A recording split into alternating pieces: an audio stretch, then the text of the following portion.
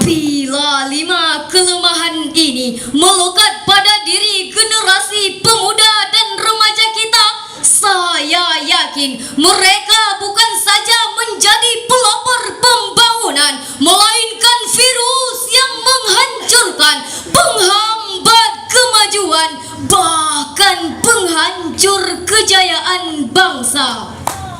Padahal hadirin, sejarah telah membuktikan sejak pada tahun 1908 pada masa kebangkitan nasional Indonesia sampai menjelang detik proklamasi dikumandangkan, berbagai persatuan pelajar Stovia seperti Trikoro Darmo, Jong Islam Mantenbon, bahkan kita mengenal tokoh Budi Utomo, pemuda karismatik. Mereka semua menjadi the grand old man, istilah Bung Karno, Stuttgart. Bahkan mereka semua menjadi the founding father, pendiri, penggerak yang mampu merebut kemerdekaan. Oleh karena itu hadirin, jadikanlah Al-Quran sebagai iman dan pedoman dalam segala aspek kehidupan, karena kalimatnya menjadi solusi tepat sasaran.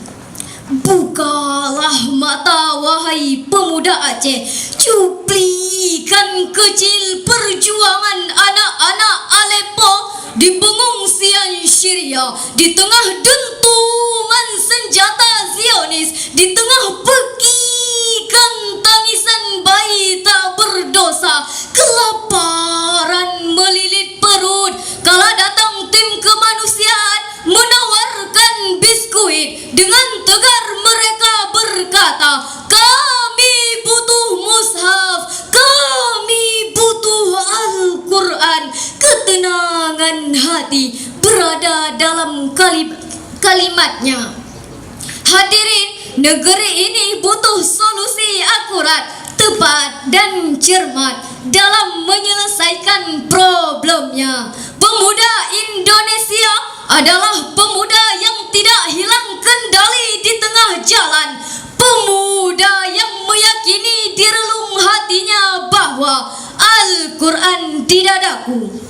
Dalam manajemen kalbu, Al-Quran memberikan terapi buat muda-mudi di tengah-tengah gegana, gelisah, galau, merana, penyakit muntaber, munafik, tapi berhasil. Dari pidato saya tadi dapat kita ambil 2 sebagai kesimpulan. Pertama, kita sebagai pemuda dan remaja harus memiliki semangat juang yang tinggi serta bertanggung jawab. Kedua, ruh kehidupan akan kita dapatkan apabila kita senantiasa tidak mengabaikan nilai-nilai Al-Quran.